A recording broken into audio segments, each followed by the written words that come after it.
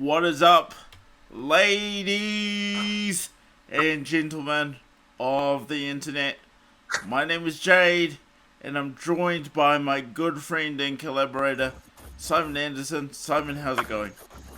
Good evening, Jade. It's great to be here representing the boys in black. They're currently throwing it down in Australian soil, so I had to rip the black fern. I see you've got your gold fern on, so Yeah, good to be here. Good to Rep- see you. representing the Paralympics. Keep us up to date with the score as we go along, Simon. Will do. Maybe a bit of a halftime check-in. Anyway, we are Nice. back for another episode of Here's What We Know. This is episode 3. A lot has gone down this week. I might just let you kick off with what we're going to talk about, Simon, and then I'll head to the question of the day. Yeah, very, very recently in a suburb of the city that we both live in, Auckland, there was what they're classing a terrorist uh, act at a local supermarket. A few people got stabbed, sent to hospital. Pretty all around horrible event. The perpetrator ends up getting shot by the police. I'm not sure if you've seen the Six videos if you're times, watching. according to some reports that Mm, kind of cross over, but the information I have is shot 6 times. wow. The guy had a bit of mental health stuff going on, but we won't get into that right now. We will head to the question of the day. Are you ready, Simon? Always. And remember, for the folks at home watching us live, this question is available to you as well. For the people at home, we are streaming on Twitch and D Live. Anyway, the question of the day, Simon, is what is fear good for? Uh, Let us know at home if you have views and opinions about this. We would absolutely love to hear them, and as long as they're semi appropriate, I'm not really into censoring, we will read them out. But anyway, I'll cross now to Simon for his reflections. Fair. Mm. What is it good for? Absolutely nothing. No. Fair. I actually saw a pretty cool tweet about this very recently, which I kind of thought was pretty spot on. But it was talking about um, motivation and mainly centered around getting to the gym and getting the physique you wanted. And it was talking about using kind of like fear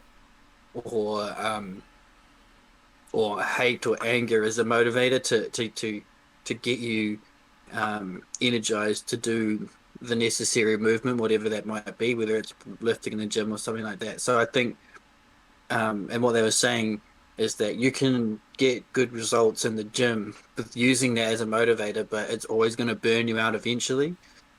And it also requires you to put yourself in a negative state of mind and a point of reference of yourself or point of view on yourself of saying like I'm not strong enough, I need to be stronger, like I hate the fact that I'm not strong enough, so I'm going to work out at the gym. That's going to get you good results, but that requires you to always hate the way you are. So like the same way, fear is a really good motivator in that it gets you into your flight or fright, sorry, flight or fight state of being, and you you're gonna do something. You're gonna do some sort of action. That's what fear will. It'll make you move. Um, but it's not like a good thing to base your actions off long term because it's gonna burn you out. I think. I Yeah, really I think like it's I really like what you said there. Fear will make you move, and that's sort of what led me to this question. Um, Simon, whether you agree or disagree, I think we actually agree. Um, there's a lot of fear mongering going on, yeah. Every time you turn the TV on, there's a nice healthy dose of fear waiting for you to consume. and I've just been reflecting. So like this guy this guy was obviously a really bad guy. I want to be really clear to you and the people at home that like there's no excuse. I condemn all forms of violence, no matter what it is, no matter who it's from. Let's be super clear about that. But then it's like, what is the relevance of telling us he's from Pakistan? Why is that being held up as a thing? Like, that they did this around 9/11, like they just jumped to the Muslim thing, and I think that they've actually done it again. You're gonna take us through some of the detail around this guy, hopefully after the clip I have for everyone. But just so much irrelevant information. And then, like, well, it's not irrelevant. It's very relevant to the point they want you to make. You know what I mean? Run that by me again. Run that by me again. So the stuff that you're hearing that's fear-mongering, you calling it irrelevant, it's not. It's relevant. It's very relevant to the message that they want to put, to get you to absorb and think along with them, is that this guy was a radicalized terrorist that, you know, wanted to take out of his vengeance on the whiteys. It's relevant to them. It's a very irrelevant, you're right, to the actual crime, but it's relevant to the what they want you to think. I mean, when's the last time you heard of a Christian wife beater or a Christian extremist? Christian COVID case, or a Christian COVID case in Sakapuna, for example. When's the last time you heard that? So I think white Christian family spreads COVID throughout North Shore. Yeah. White Christian family goes to church and spreads COVID. Like, I just don't get it. And you know me, man. I'm a libertarian to the hilt. Like, I see all people as people. Like, I just don't like these framings. It just really annoys me. But I'm gonna play a clip now, and I've been a bit all over the place with my planning for this show, but I believe this is from ABC America, so join us back right after this. Turn now to that breaking news, a terror attack in a New Zealand supermarket. The suspect was already on the terror watch list. This comes as fears are growing here at home as we approach the 20th anniversary of 9/11. James Longman has the latest for us this morning. Good morning, James. Good morning, Michael. Yeah, this was a terror attack in the middle of the afternoon at a supermarket in a quiet neighborhood of Auckland in New Zealand. A man grabbed a knife from a shelf and just started stabbing people randomly. He stabbed 6 people before he himself was shot dead. Sadly, 3 of those people are now in the hospital in a critical condition. But what is extraordinary here is that he was already on a terror watch list. He had extremist views, an ISIS sympathizer, and for that reason, he was under constant police supervision. So actually, police were at the supermarket at the time. They just thought he was going shopping. Now, it's understood that he was a Sri Lankan national. He'd been in New Zealand for 10 years, been put on the terror watch list 5 years ago. And so there are big questions now in New Zealand around just how you can monitor these kinds of people to keep the public at large safe. Cecilia? Okay, James, thank you so much. Hi, everyone. George Steff. Sorry about that. Wrong clip. But I had a shortened clip on there. So yeah, that's what happened inside the store. But I guess the bit that I want to share, and we haven't said this yet on the show, Simon, is that I was actually there. That's right. At the mall. So it was just a regular day, and Hannah and I had actually organised to get some groceries from the countdown inside Lynn Mall, which is exactly where it went down. So I was in the car park. We got there about 2:30. I want to say we had a brief discussion in the car, and then I turned around and I noticed a couple of people running, and I thought it was like a domestic situation. You know how you see like a couple of friends, everything turns sour. It's just a ordinary everyday tussle kind of thing. So I see two people run out. I didn't think nothing of it at that stage. And then I saw 3 or 4 people start running. And then I see 3 security guards start running out the mall. And I said this before the show, Simon. You know something has fucked up if if the security guards start running out of the mall. And that means your security is no longer guarded. Your security is very vulnerable then. And so that kind of freaked me out, and I just kind of paused. I didn't do anything. Hannah, by this stage, had got to the back of the car, kind of like where my gas cap is.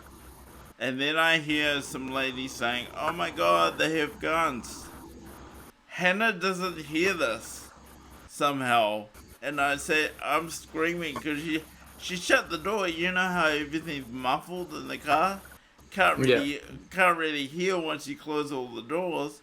So I'm screaming at Hannah to please get back in the car. Like something is really going down. She comes back and she's like, "What?" Like it's not even in the frame of reference that anything's wrong. And for those of you that watch the show, you know Hannah's blind. So partially you can't blame her for being like unaware. There is that. But I'm like, you need to get back in the car now. Like you have no idea how serious I am. We are out of here. So she hadn't even got her seatbelt on. I'm swinging the car the wrong way. I will say this, even though it doesn't put me in a good light, I will tell the truth. I drove the wrong way down the car park, because the right way kind of puts you in front of the grocery store, and I didn't know if bullets were flying or what. It was a matter of self-preservation at that point. And people were running. That's what I wanted to say. So I was all good. Like this story's not about me, but what I saw was people just running. Like you only see that kind of thing in movies, Simon. And I'll probably never see it again in my whole life because New Zealand's a relatively secure country. But these people were sprinting like unnaturally. Yeah. Man, that's hard case. Yeah, have you seen the videos from inside the supermarket? And like heard the shots and everything? Yep. So that clip we just saw, actually, if you listen really carefully, 5 shots. Oh yeah. Yep. Okay, I couldn't hear the shots on through the headphones. Oh, sorry about that. But yep, definitely seen the clips, and we've actually got to be super careful what we share on Twitch. So I kind of kept it above board in terms of that. But yeah, the clips are out there, and if you want them, you can find them. No worries. Crazy. You said something earlier in the week, kind of soon after it happened. You said that it didn't feel real. I'd love for you to kind of expand on that. Like, it kind of speaks to what I just said about, like, how I kind of witness people running unnaturally. Like, I haven't been in too many situations where I've been able to observe what adrenaline does to people. Yeah. Like, can I just say this for the sake of free and frank discussion? There were large people that were running decently fast. like that's how you know something is wrong. Like this is not a statement about large people. I respect all body sizes and all that. Please don't ban me for this, but I'm trying to make the point. People that you wouldn't normally see were running, and that was a computational issue for me. Like, I was just like, something is really going down. And when you're seeing like 20, 50, 40 people sprinting out of the same front door, and then, I'm driving the wrong way down the car park, and people are keeping up with my car. Yeah, and I'm not exaggerating. Like, cause I want to be respectful of people's property. I wasn't playing dodgems in the car park, but I was going 10, 15 k's trying to move as fast as I could, and people were keeping up with the car. Yeah, it sounds like a hectic scene. But when you first said that, I thought it was more around the the kind of phenomena where people are experiencing traumatic events, and the brain does a really clever thing, which also can keep people alive, but also can cause some really fucked up mental issues later in life. But what your brain does is that once you're exposed to traumatic event, it goes, okay, that exists in its own little world and isn't quite real. It kind of sits outside the rest of your conscious mind, kind of thing. And your brain says, yep, that's over there, that's not here. And so that's why people say that those kind of like fast moving traumatic events or whatever feel like, you said, like a video game or not real. It's because your brain does it to keep you like sane, so you don't kind of go crazy from it. Like there was a bit of that too. I would say that there was like a split out of body experience. So obviously I was driving. I would never say that I wasn't in control of my vehicle. Part of my brain was doing that, and part of my brain was potentially doing what you were saying, like trying to box that out. I was completely safe. I wasn't driving erratically or endangering anybody. But yeah, there was a moment where I was doing that, processing, watching people run, screaming about a gun. Cause I've never seen that, bro. I'm not from that kind of life. Like there are people that are around guns and had family members killed and stuff like that, but I'm not that. I don't even know. I don't even know how to express. Yeah, I've been in plenty of adrenaline. I've been in plenty of adrenaline-filled situations. Nothing that where a firearm's being presented, but definitely in situations where I feel like I've had to run for my life. Oh wow! Or stand and defend myself for my life, kind of thing. And yeah, there've been kind of moments where either it's like close calls doing some sort of extreme sport or driving, or events where your body has a spike of adrenaline and needs to react quickly. Those kind of moments always feel different, than your normal life. Yeah, no, for real. I get that, and I just want to say what I should have said at the start of the show is, I'm super glad that no one died from this incident. So you have no idea how pleased I am to hear that no one has died. But my thoughts and prayers definitely go out to the family. I tweeted maybe 40 minutes after it happened. I mean, Simon, you'll have my timestamp or whatever.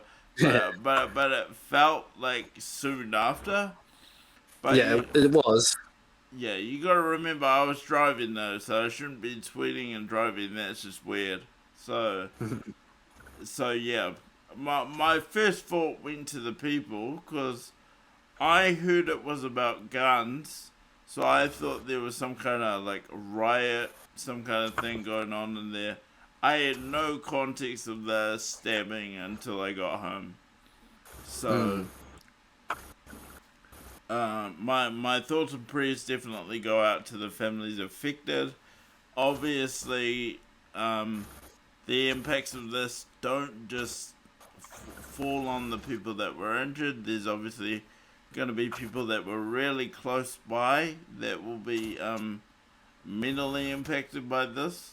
So my thoughts go out to them as well. Have you read the family statement from the family of the guy who died? The guy who The got shot? camera's on you, so do you want to take us there now, Simon? I just found it, just anticipating me. Oh, I just found it. I've read it earlier in the day, but okay, so bear with me. Okay, so Arthur Samsudeen's whānau wished to make the following statement, which has been written by his brother Arus on behalf of the family. We wish to begin by saying that our family would like to send our love and support to those who are hurt in the horrible act yesterday. We are so shaken by what has happened, and we do not know what to do. We hope these words will bring some peace to your beautiful country. We are ready to help you all in the healing process, no matter what it is needed from us. We hope to find out with you all what happened in Arthur's case and what we all could have done to prevent this. We are heartbroken by this terrible event. My father still doesn't know my brother is dead because he has been missing him so much and is very ill these days. Unfortunately, Arthur was suffering from some mental health problems in his life. He suffered a lot during his political torture at home. We were grateful he found the country where he wanted to live. We saw his mental health got worse and worse during the last 10 years or so. He spent a lot of his time in prison and was always struggling with some court cases. When we heard he was in prison in New Zealand, we thought it would do him some good, but didn't realize he would spend so much time there. He also had many problems in prison. He always wanted help and support. He told us that all the time. Arthur did spend a lot of time online, and that was a problem we saw. He wanted to impress his friends from Sri Lanka on Facebook. He wanted to share the sufferings and injustices. He saw himself as someone fighting those injustices. Some of us visited your beautiful country in New Zealand in 2013. We love your country and your people, and we know from what we have seen since Christchurch attack that you are good people. We want to stand with you. We have lost Arthur. We don't know what to do while our father is still very ill and doesn't know about the situation. Arthur was his youngest and very close to my father. He grew up with my parents in the family home while the rest of us grew up in hostels. Arthur was the baby of the family. My mother is so upset. Arthur was always contradicted what he was told. He would hang up the phone on us when we told him to forget about all the issues he was obsessed with. Then he would call us back again himself when he realized he was wrong. Arthur was wrong again yesterday. Of course, we feel very sad that he could not be saved. The prisons and the situation was hard on him, and he did not have any support. He told us he was assaulted there. We've done this statement quickly because Athel's name has been published now. We have not had time to plan advice or safety for any of us who all live separately. We've not had a chance to discuss this because some of us were being interrogated. We are hoping we will all be safe where we are. We hope you will all be safe where you all are too. We all have to try and accept this, and I pray that God will help us to heal from this very sad day. We are thinking of you all. We are thinking of our parents. We're thinking of the boy who left us and innocent people who were injured yesterday. Our lives have changed forever. We realize that it will take us some time to come to terms with this. We're thinking of the injured, both mentally and physically. May we all heal from this together. God be with you. Amen. We ask for privacy as we grieve for this and process what has happened. I actually like that statement. Yeah, that's nice. It's pretty full on, but it paints a very clear picture of not a dude whose primary issue with his life was the religious beliefs and political views he had, but the absolute mental health issues that he had that have come from being sentenced to prison, being abused and assaulted in prison, and having himself being personally surveilled non-stop for the last few years of his life. So intense, man. So what we haven't come to the amount of victims. So the information I have at hand, I originally heard 7, but that's been updated to 6 now, I believe. I thought it was the other way around, but I'm not sure. Okay, so there were definitely at least 6 victims. They were all victims of a stabbing. The knife in question was actually purchased from inside a countdown. So that kind of lays that out for everybody at home listening to this. That was the victim impact, if you want to call it that. Other people were injured, but we don't have so much detail about them. Simon, I was kind of hoping you could take us through a little bit about the surveillance. So I really love the article you sent me earlier in the week. I think it was on Friday, because it's when I last spoke to you, was it? Like, first of all, it was a real shock to me that we even have domestic surveillance, but you weren't so shocked. I thought that was a really American concept. No, I mean, I couldn't tell you when we started, but we are a Five Eyes member, which means we surveil our own citizens. It's what it means. Rough. Yeah. So All the Five Eyes partners all commit domestic surveillance and espionage on their own people and on each other's people and stuff like that. So the cost of being free is not to be free at all. Yeah, you just have to hope that the bad guys you're friends with that can spy on you and do stuff in your country are not as bad as the other bad guys. So let me just, I'm gonna pull this up, but last I read, Simon, he was being surveilled since 2016. 5 years, that's what I said. Yeah, 2016.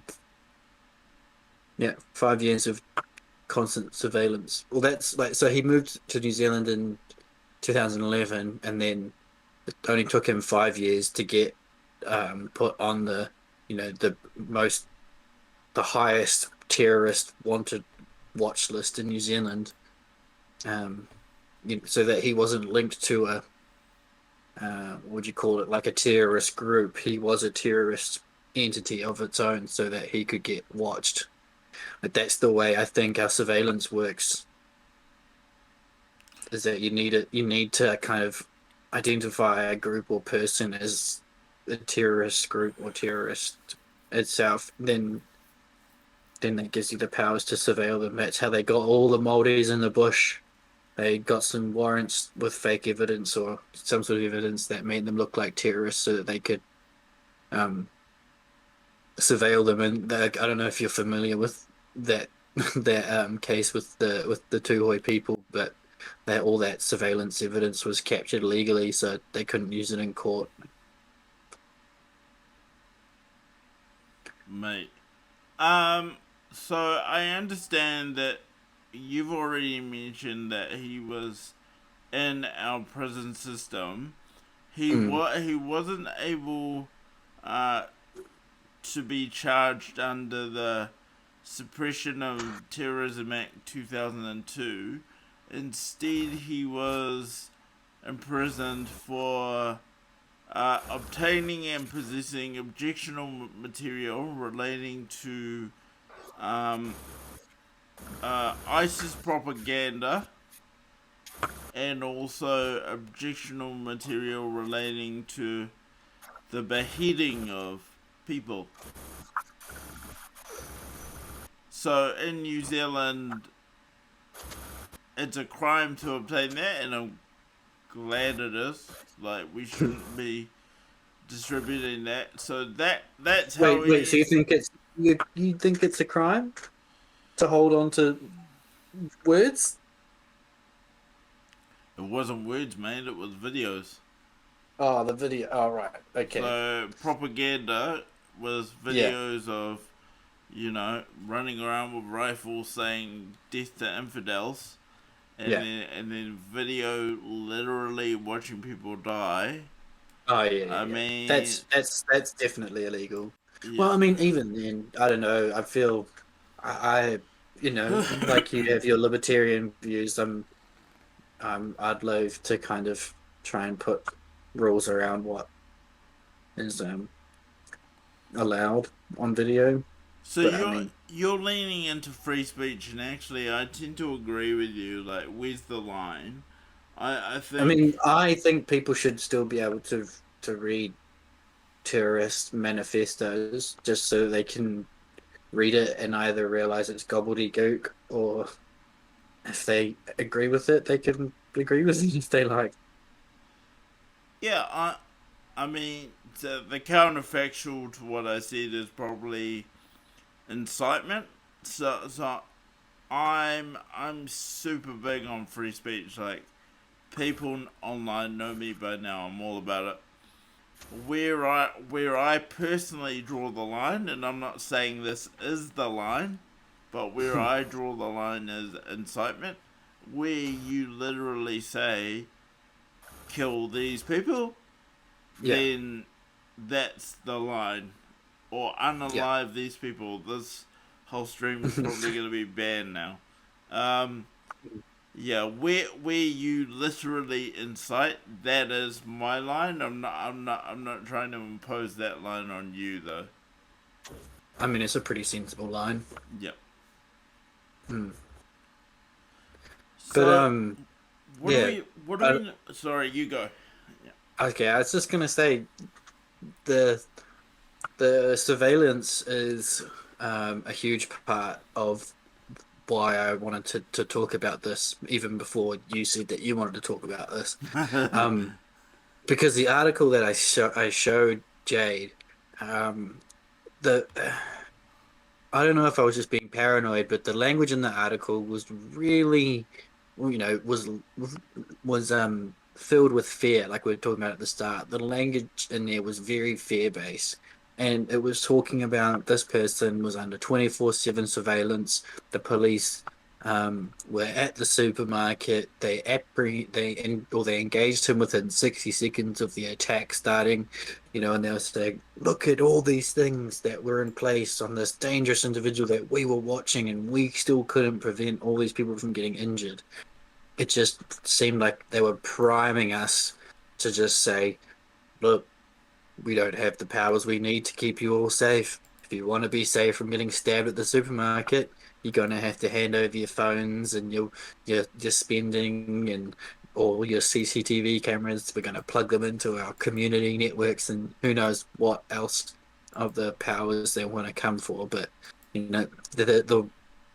the one of the biggest things that I picked up from this article Is this was the that it one? was Please just. tell me this is the one. I mean, I've only sent you one about this, yeah. Okay. Mm, I've got lots of tabs open though, so I wanted to make yeah, sure yeah, that this was the one. yeah. That probably will be it. Mm, Sorry, you were yeah. saying? Well, I mean, I just there's examples aplenty of um, government agencies all around the world taking advantage of extreme events to enact in the policy that they want. They want a policy, it doesn't have the public support, then they create an emergency that elicits the support for the measure they want to put in place. They put it in place. They say, "Oh, it's just temporary." Like, I always think, I mean, I've only been very kind of recently exposed to this, but like all of the major taxes that we consider part of our lives were just like temporary war efforts after the First or Second World War, like GST and income taxes and things like that in the States at least. Those are all just temporary things that the government put in place to help with the war effort and never got back. Like, governments just never ever relinquish power. And whenever they say, "Oh, these planes flew into these buildings and blew up," um, Yeah. now we need to totally, completely change the way that international and domestic travel industries work, and then also we'll introduce the Patriot Act, and it means we can have mass surveillance on all domestic American citizens without warrant. Like, we've just, it's really sad because you take away all of the political bullshit, and me, really mentally unwell dude, went into a supermarket and injured people that probably didn't deserve it. So that thing happened, but we don't know. We don't know all of the forces at play behind this event. How much of the surveillance that this person was aware of that was happening contributed to his unstable mental health that caused him to go to the supermarket and grab a knife. Um, there was another case of um, a guy in the States who had a helicopter. No, it wasn't in the States, it was in New Zealand. That had the police helicopter fly around um, his house every night, preventing him from sleep. He was on a bracelet. He couldn't move anywhere. They wouldn't let him sleep. He was like going insane because they were pushing him to the brink. And maybe it was the same thing happening with this Sri Lankan fella. They were just constantly following him. He never felt safe. He was, 24/7 paranoid and angry and mentally unstable, and they pushed him into a place where he felt like he had no other way. I mean, we'll never know what actually contributed to him going out and hurting these random people, but we just got to be careful about what lengths will government and businesses go to put in place rules and laws that benefit them financially and just politically. It's a massive issue. And like to sort of add to what you're saying as well, like, so this guy was surveilled. See, I see the opposite argument. This guy was surveilled. He had people on him 24/7, and apparently the undercover officers were within 60 seconds proximity, right? They killed him within 60 seconds of the attack starting, so yeah. Yep, so they were closer than 60 seconds because they wouldn't have just dropped him straight away, Yeah, so my argument is actually in reverse of theirs. You surveilled and you still failed. Yeah, exactly.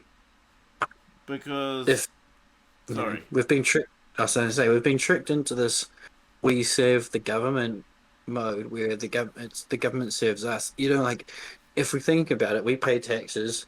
We offered our security contracts to the government. We pay them for our security, and we say, "You keep us safe from terrorist acts, or else you're gone."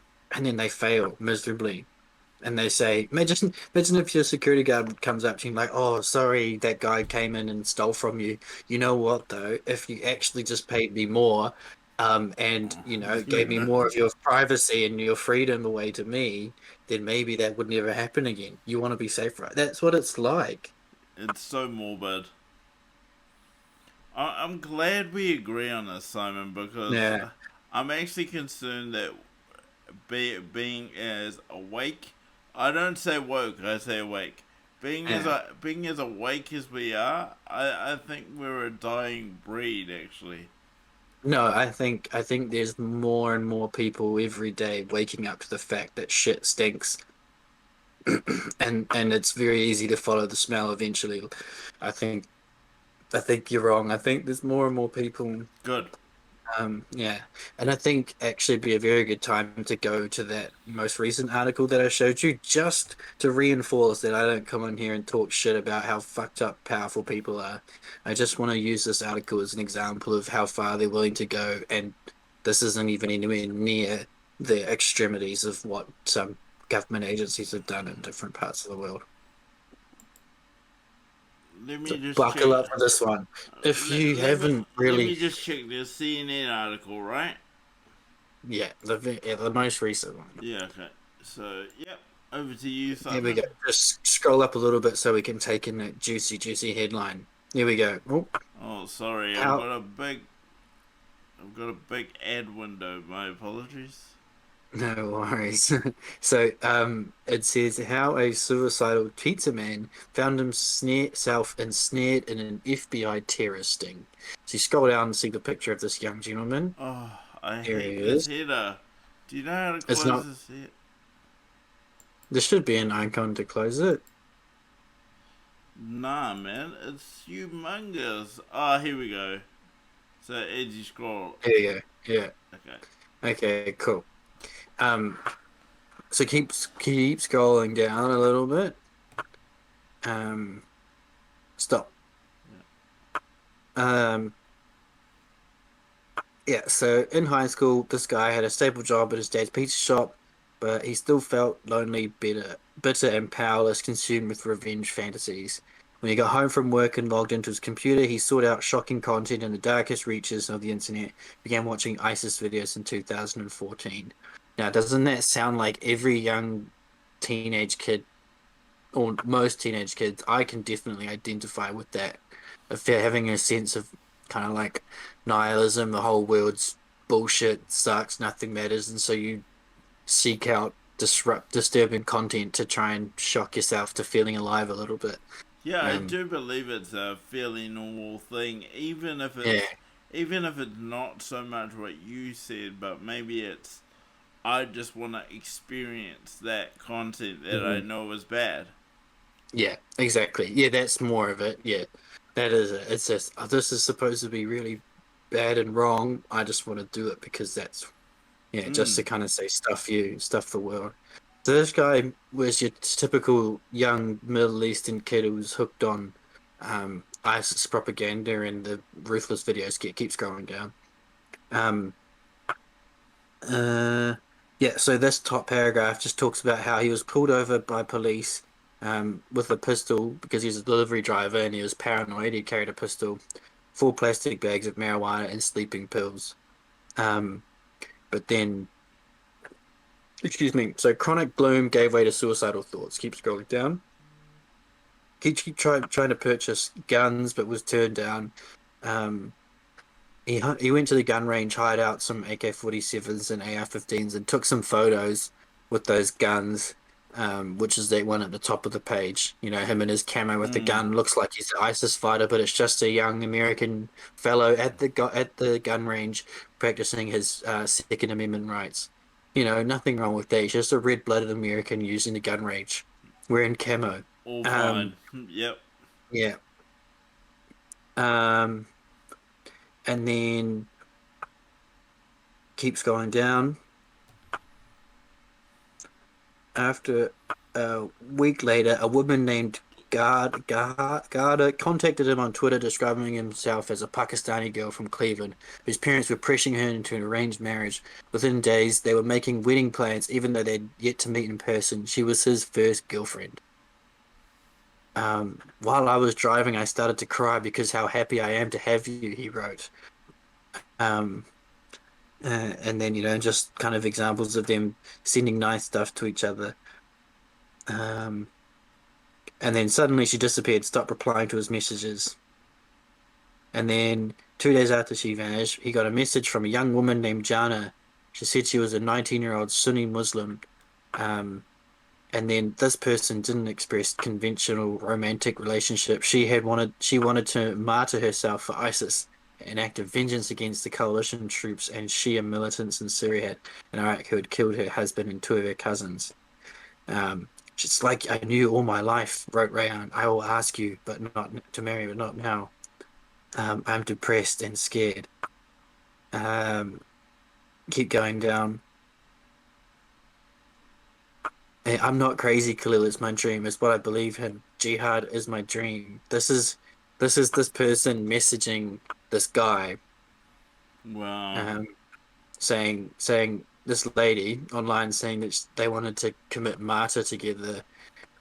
Um, but anyway, so the whole point of that whole story, just to get to into that, so you understand what happens. This kid thankfully doesn't go through with it and gets arrested for having a gun, just some fake charges, so to cover up the fact that the FBI were basically brain mind fucking this dude who was depressed already with a fake online profile saying, "Let's commit murder to let's do a suicide bombing together." This is the American government trying to convince somebody who's living in the United States, though he's probably not a citizen or whatever, but he's got a visa, he's fully entitled to be there. But they were creating fake profiles to talk to this dude online, worsen his depression, worsen his radicalism, and then get him to commit a terrorist attack in the United States. Now, why the fuck are they doing that? Yeah. And who else is doing that in the world? Are the states the only people doing that? Probably not. It sounds like we're doing it. Well, I mean, this dude may not have had a fake profile online telling him he needed to go stab a whole bunch of people in a countdown, but there's different ways to psychologically break people and get them to do what you want. All these people, the masters of psychology, they know exactly what it takes for you to crack. So, this is a little bit aside, but not really. So, how do we know what is real then? Well, reality is subjective anyway, so nothing's real. Do you know what I mean? Like, Yeah. like you and I read articles for the show, but I don't mind saying that I don't go out of my way to watch the news anymore. Are you No, like that? neither. Or I do you read still- it. Yeah. No, I read some of it just enough to keep informed, but I realize that once you stop taking in the news in a video format, you are way less likely to be sold a point of view that you don't actually agree with. It's very easy for someone to get fed news via video and then end up believing something that goes against their best interests, like myself. By the time I stopped watching TV, I was believing all sorts of lefty dreams. Yeah, we sorted you out with that one, Simon. I'm so glad. Yeah. They've definitely come around to a more balanced point of view. So, what? I don't know how to transition, but my question for the chat and for you was gonna be so what now? This guy did a thing. The police didn't have the powers to kind of lock him up. I agree with you in a sense that why is locking someone up the first thing we go to? He obviously needed help. So a person should be afforded that help. One argument is he's not a citizen, so he's not a problem. Fine. I hear that argument, but while he's on soil, he may as well get help at the same time. Well, now that's a very liberal view, and I almost spewed up as I was sort of saying that sentence, but yeah, that's kind of what I'm thinking. If people need help, give them help. Yeah, the thing is, he turned down a psychiatric assessment, so to some degree, you can kind of understand a government going, well, all right, then if you don't want any help, we'll just treat you as a dirty criminal if you don't want us to focus on the part of your brain that's not working properly. So, I mean, I can totally understand them, but yeah, you just know, like every adult knows that's been able to work through some of their own issues, knows that if you can get someone into an environment where they can safely work through their, whatever they are, their issues and their scars, they should come out the other side of it relatively better off. So I believe it's human nature that everybody is kind. The default mode for human beings is to be kind, courteous, generous, and helpful. Absolutely. Any other behavior we learn. Yeah, well, it's in our instincts, right? We were tribal. We're a tribal species for thousands of years. The common goal, the greater good, the community vibes, like that has always been, what is it say? Good social behavior, not antisocial behavior. All that kind of stuff has been so important to us as human beings for so long. And like back in the day, society was so more such much more harsh. Like if you weren't part of the tribe, if you didn't think the way everyone thought, you were just Done. gone. And like it's a very racist point of view, but there is some argument to the fact that if we were a bit more segregated in our living situations, we'd be a bit more harmonious, because it is more likely that conflict will arise when you have diverse groups in close proximity. Are we promoting separatism all of a sudden? No, not quite that far, but I mean, it's just, I guess, an interesting thing to think about. Like, what I would rather prefer is for us to all get along really well and respect the fact that some things are different and some things are very similar between all of us. You know, I wouldn't want us to all kind of hang out in different areas, but if it meant we were all a bit more happier, then I'd kind of deal with it. Simon, that's amazing. What I will say is that we need more white babies. What? Yeah, the white replacement theory. White babies guarantee a better future. I believe. Yeah, Maybe we get like just one giant caramel baby race. They just all kind of head towards the middle. I'm a half caste myself, and like, Bro, I'm an absolute dog mutt of a human. I would never say that about you, Simon. You're one of my. Every flavor of Commonwealth, a bit of Māori, bit of Croatian, Irish, English, Welsh, Scottish, you name it, I've got it. Do you feel a need to identify with any of those cultures? I mean, I know you've worked a lot on your Māori, and like I said last week, I think that's great, and look forward to you bringing that to the show. But do you feel a need to identify with that stuff, or do you see yourself as a New Zealander first? I see myself as like a global citizen first, and then, So you're a globalist. No, I'm definitely not a filthy globalist elite. No, well, I mean, actually, no, I'm not a global citizen, because there's this. I mean, this is far too late in the podcast to be kind of bringing this stuff up, but there's this really well regarded anthropologist called Robert Sepper, and he's got this book called Species with Amnesia, and it talks about the human race and the origins of the human race. And the thing is, there are parts of Indian and Asian DNA that African humans do not share. That's amazing. There is, it was like 19 to 23% of Asian DNA does not exist within African origin species. So they say, like, the typical evolution of humans is the out of Africa theory, that all humans came from African dwelling monkeys, grew into humans, and then spread out throughout the world out of Africa.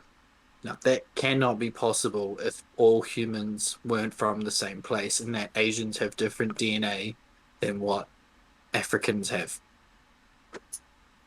You raise a really good point, and I've not heard anything about this. For the show notes, Simon, for the Yes. For the description, do you think you could send me a link to that? I will indeed. I'll send I'll send you the link to the video in question. Yeah, that'd be awesome. So we can provide it. And this guy. Yeah, so it's a really well regarded book called Species with Amnesia. And this dude's like a full-on anthropologist, multiple degrees, really well researched. He's not just kind of like a history teacher or whatever. This guy knows his facts. And he makes really entertaining videos where he makes his own intros on YouTube where it's him playing ukulele covers of songs like Back in Black by AC/DC or something like that. And then his B-roll is him having a nice meal at the cafe. And then he goes to the lake and he feeds the ducks. And then he starts talking about the Nazis that have a secret underground base in Antarctica and the Hollow Earth and the giants that used to live on Earth. And yeah, the different blood types of the human race. Wow. I mean, like if you're talking about what is really real in the world, there's lots of real stuff in the world. It's just not all well known. Well, All the our mainstream history is so fake and dumb. you go into some deep reading holes, man. I need to go where you go.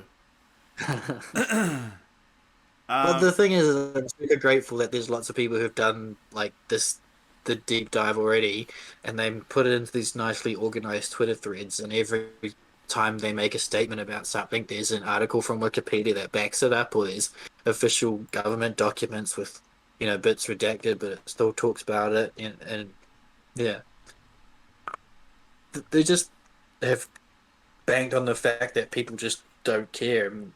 And now that there's so much entertainment out there for people to consume, and we're so busy trying to make enough money to survive, that there's not really many people questioning the truth.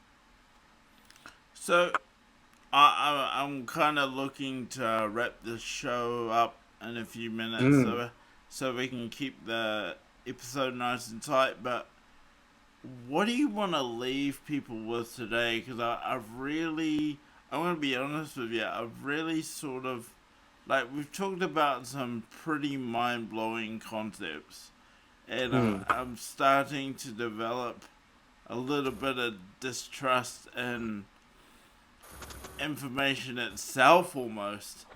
Information security, personal security.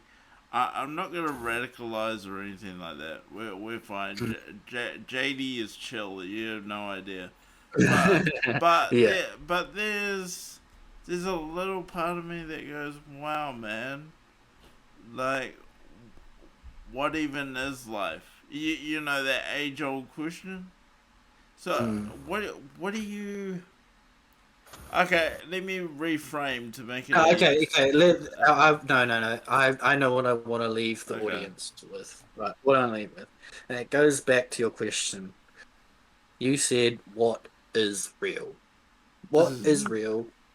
It's fitting that that I say this today, Jade, because it's Father's Day. What is real is your daughter, your family, and my family, our work, our passions, our friends, the kind of dumb, mundane shit we do every day. The coffee you have in the morning, the nice meal you have with your family, with the TV off and nothing else on. Like, that shit is real, and that shit will never stop being real, regardless of what happens out there in the world. However COVID plays out, however the power dynamics of different political groups plays out for the next wee while. Yeah, the things that will always be real is the stuff that matters to you, and you never ever compromise your own happiness and your own peace of mind by concentrating on shit that is bigger than yourself. But never ever sacrifice your own security and your own peace of mind to think about bigger issues. Wow, that's so deep, man. I really appreciate that. And this past week, because we haven't even talked about COVID this whole episode, and Auckland is still in level 4 lockdown, but isn't that amazing, the distractive nature of information? Exactly. The news cycle isn't even 24 hours anymore. Things will pop up and disappear faster than you can absorb it. Like, it is so hard to get people to focus on an issue for long enough for them to make effective change. Like, sorry, go. I was going to say, all I can say is, I think I've covered this on a podcast before, is that the world's biggest misdirection happened in 2012 when the majority of the world was camping on the front yard of all of the stock exchanges around the world, Wall Street, whatever they call it, Banking Street in London or whatever, all of the trading happens, and everyone was talking about they're the 1%, tax the 1%, in the 1%, we are the 99%, who were camping outside stock markets because they were raping us in the financial markets. And all of a sudden, you can tie it in with the mentions of race in articles right after 2012 was an absolutely exponential rise in articles online that mentioned race. And all they did was got the global population to start thinking, oh, actually, it's not the rich and powerful people that are causing my life to suck. It's my neighbors who are just as poor, but they're brown or they're white. You know what I mean? And all they started talking about was race for the next decade, and this is where we are. That's an amazing reflection. They got people to forget that we were pissed off at bankers, we were pissed off at oil companies that collapsed all of the home loans and got all those big payouts from the government. Like all that stuff happened, and we just forgot about it. Like that was happening in every country. It happened in New Zealand too. People were in Queen Street in tents. Well, you're actually way more awake than I ever thought, Simon. I thought you still had work to do, but man, you got me crunching that one over. No one. I mean, yeah. Bro, no one's even spoken to me about 2012 like that before. That is amazing, and it makes perfect sense. You can find it. You can look up like how much words have been used or how much they occur in the internet over time, and it's just 2012. It's just a massive skyrocketing. And he just went, look over there. Don't look at us. We want to be rich and powerful. Look over there. Same thing's happening again.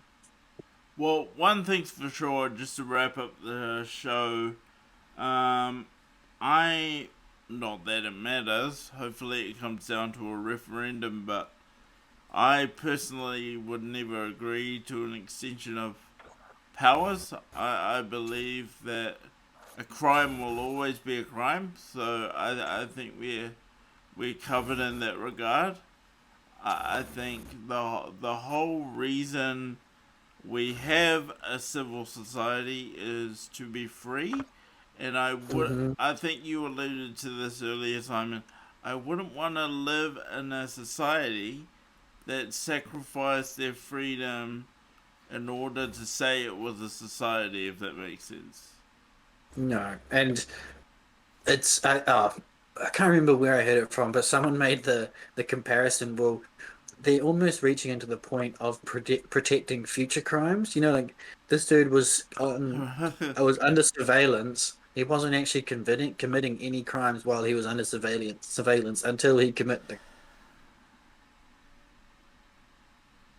Oh, it looks like we've lost Simon. I might just give him a second to come back in. Hopefully he hasn't had a power cut or some sort.